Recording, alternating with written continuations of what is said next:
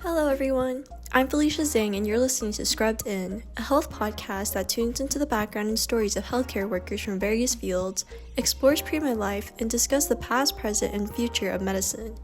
Scrub in with us to get your daily dose of insight and knowledge.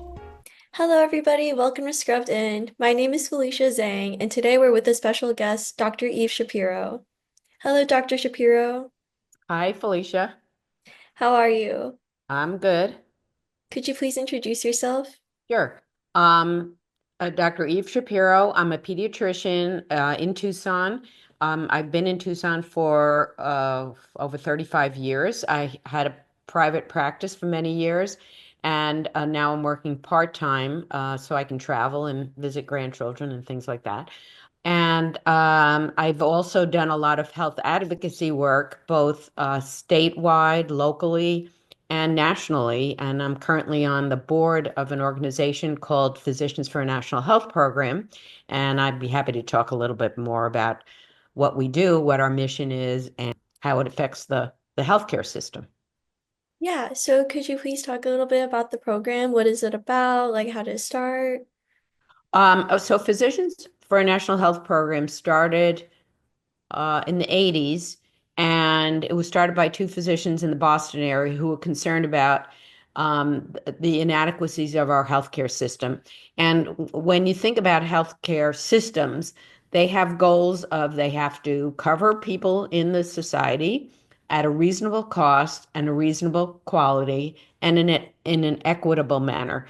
And our healthcare system has, well, we'll talk more about that, but it has failing on many of those aspects. And they were very concerned and felt that we needed to model our healthcare system like those of other developed countries. In fact, all the developed countries of the world have national health insurance, which is funded by taxes and paid for through the government, but mostly privately delivered by doctors and hospitals. And they wrote a statement proposal in the New England Journal of Medicine, which is one of our leading medical journals. And I think I had read it right at the beginning and I joined. I said, this makes absolute sense because once you're in the system, you realize very quickly the inadequacies in this system. And so our mission was to try to get a national health insurance system in the United States. Now, obviously, we're nowhere near there yet. And some of the things that have happened over the last 40, 50 years, sometimes things move in the right direction, sometimes things move in the wrong direction.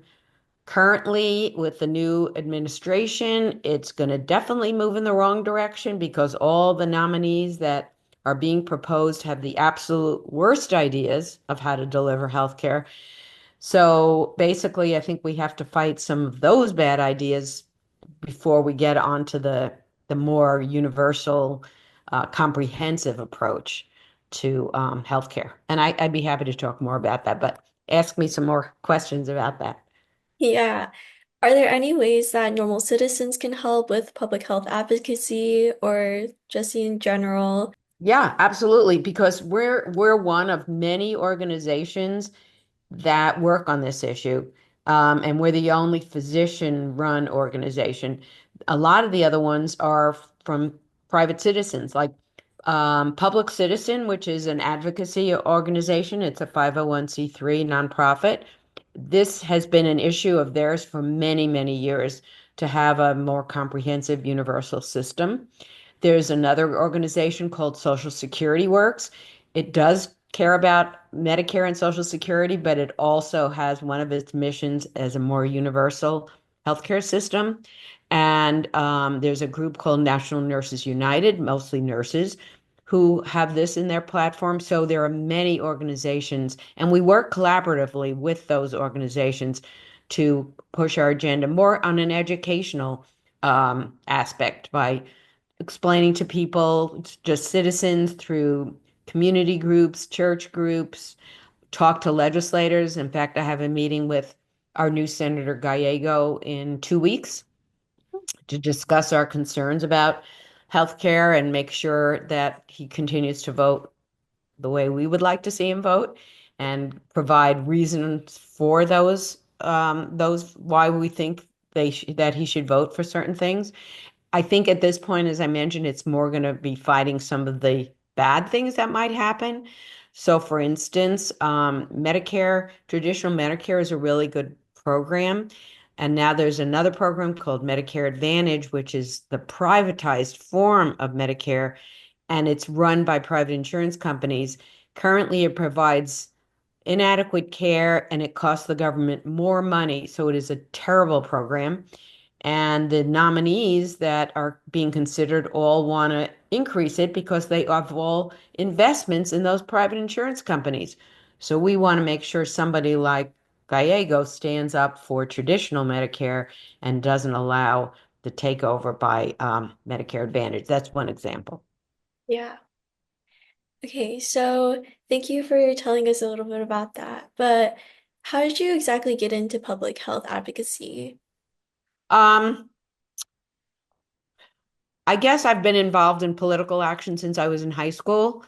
I worked for candidates back then and cared about issues of social justice and that sort of thing. So when I became a doctor, I said I have to use that knowledge to help in advocacy work. One other group I work with is Physicians for Social Responsibility. They were originally founded to work on the health effects of a nuclear war. So again, looking at from the health perspective about why nuclear weapons are dangerous, and now they've also added climate change issues. So that's another advocacy thing that I've worked on. And so it just was a natural thing for me to be involved. And I guess the way I look at it is when you're a doctor and you see patients individually, yes, you have a big impact on them one to one. But also, if you look at the broader society, it's nice to be able to change policy. So I like to see it as it complements my individual physician role to also do the advocacy piece. That's very inspiring. Thank you. So, what exactly did you study in college then? Okay, so remember I went to medical school a really long time ago. Yeah. And back then, most people who went to medical school were biology majors, and so was I. Mhm. Now, I really liked the sciences, so it wasn't like I mean, that was like my favorite thing anyway, Yeah. but that was pretty much the route that people did to go to medical school. Mhm. Do you think that there's a quote right major to go into medicine, or how would Now, now I think it's nice that maybe students have an opportunity to learn other things like humanities and not. Now, I have to say, so I graduated in 3 years because back then I didn't want my parents to have to pay for another fourth year of of undergrad because I had a lot of credits from like labs and stuff.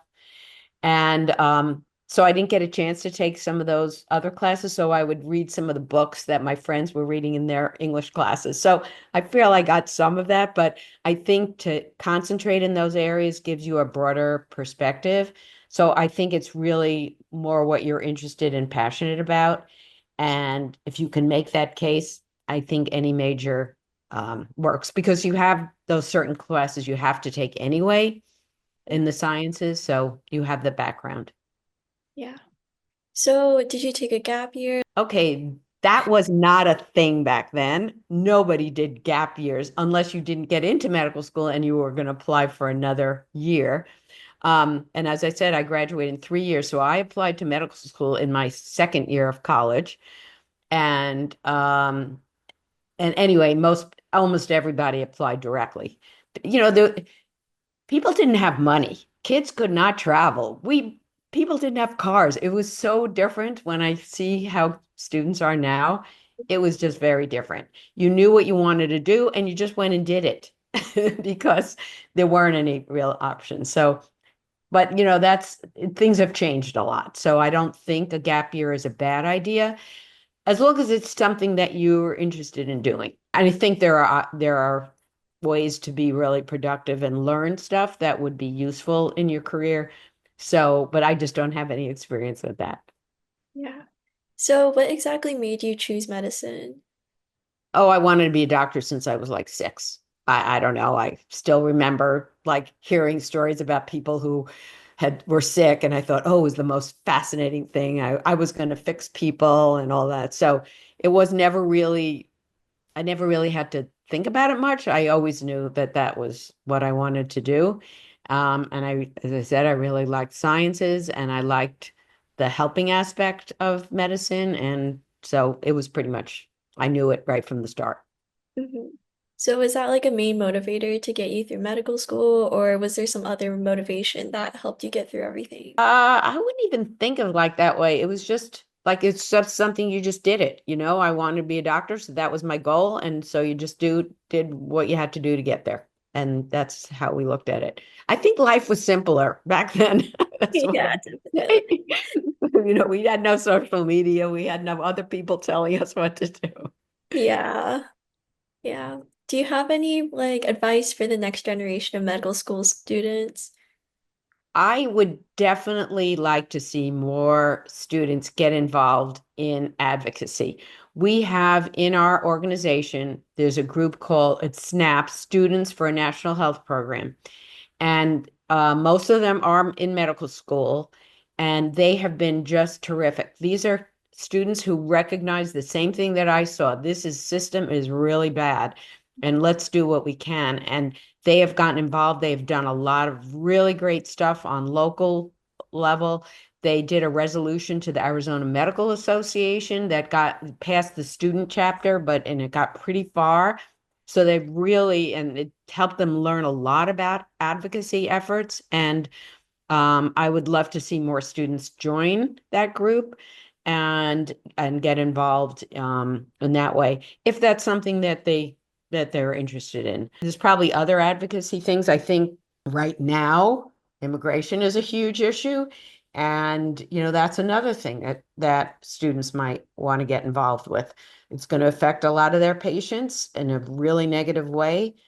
So I think advocating even in your local community is would be really, really great. And I think it really helps.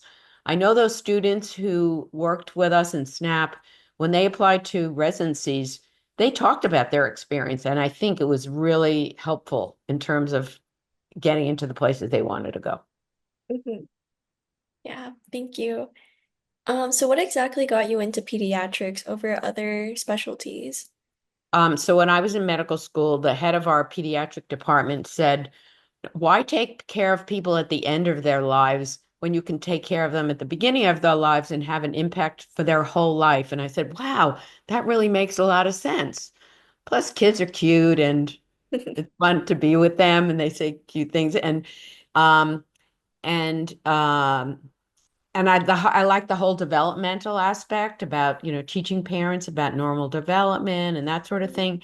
And then I also specialized in adolescent medicine, which is challenging. Um, as you know, your generation knows, having been through it, and most of you have been through adolescence partly during COVID, which is really tough. And so that was very challenging to work with that population, but I found it really interesting.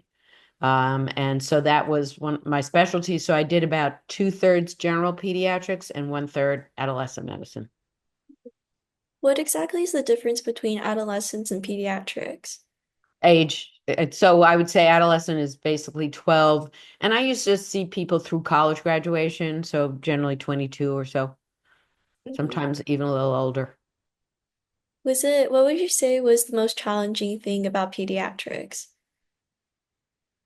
So working with teenagers in terms of some of the mental health issues that they're facing, eating disorders, anxiety, depression, family conflict, that sort of thing. That was difficult. Um, and also working with kids with chronic medical problems to help them get the services they need, like through schools and things like that. That sometimes was pretty challenging. Mhm. So would you treat them yourselves, or would you typically refer them to specialists? What would you think is It the would depend. It depended on the problem. So, for instance, like with teenagers with mental health issues, I worked in a team with a psychologist. We had a nutritionist if there were, eating issues with some of the younger kids, like kids with diabetes. I did a lot of that work myself. But other like seizure disorders that I work with a neurologist. So it depended on the problem. But in pediatrics, the pediatric community is very collegial, like people really work together. I don't know that that's true as much in the world of adult medicine. I don't see that.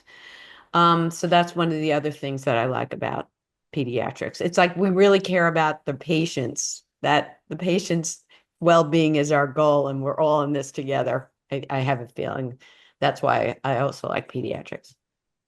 Yeah. I was looking into pediatrics as well, but I was wondering, is one of the main obstacles for pediatrics the parents? I wouldn't say it's an obstacle. I mean, you have to teach parents things that, especially nowadays, there's a lot of crazy stuff out there, I must say, from social media of things that parents believe. And for instance, now with what's going to happen, I don't know what's going to happen, but vaccines is becoming more of an issue that parents are refusing vaccination because of some misguided ideas about safety. And so that's challenging. And I'll tell you, that was one of the things that I finally said, I can't do this anymore. I've said this so many times, enough is enough. I can't convince people anymore that this is for your own best interest. So that was actually one of the factors when I said, okay, I've done this long enough, because I could see that was happening and it's going to get worse. And so I think that is a challenge, but there's going to be challenges in every specialty. Mhm. Yeah, I don't really understand why people don't get their children vaccinated because it harms not only like themselves, but it puts others at risk. And I once tried to use that argument, and this mom said to me, "Oh, so you're using that argument?" Like that it was kind of baloney, and why was I wasting her time? It was really horrible. And when you hear that, you're kind of saying, like, does anybody trust us anymore? And Yeah. I do think that trust in the healthcare system has definitely decreased Mhm. since COVID and social media have kind of, there's been so much misinformation, and there's a lot of misinformation about vaccines. And I remember talking to someone about who was all in favor of RFK Jr. for head of Health and Human Services. And I said something about vaccines. I said, I guess you haven't seen a kid die of H flu meningitis in front of you before there was a vaccine. And he said, people die. Wow. So So we had a little difference of opinion on that. Yeah, it's scary, and that makes it hard because you feel like, do we have any common ground to Yeah. talk about this? And so that was hard. Yeah. What do you think the future of healthcare would look like? Well, I'm really hoping that we'll move towards in the more in the direction that what I'm working for with Physicians for National Health Program. But right now we want to preserve at least the benefits that kids um, that people can get in our healthcare system, not lose ground, and then work towards a more comprehensive solution. Whether that's going to happen in my lifetime, I don't know. But anyway, that's what I'm hoping for. I have a feeling we're going to go through some rough times before we get to that place. Yeah, I definitely agree with the current funds being taken out of like the healthcare system. Right. Yeah. Yeah. What would you say was one of your most impactful experiences in your career?